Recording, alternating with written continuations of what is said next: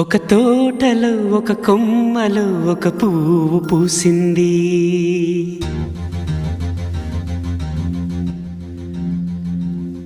మహారాణిలా మహాలక్ష్మిలా ఆ పువ్వు నవ్వింది.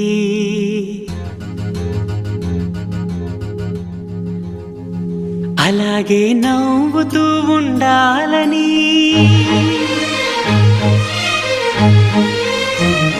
అలాగే నవ్వుతూ ఉండాలని నింగి నేల వాగు వంక చెట్టు చేమ గువగూడు ఆశీర్వదించాయి.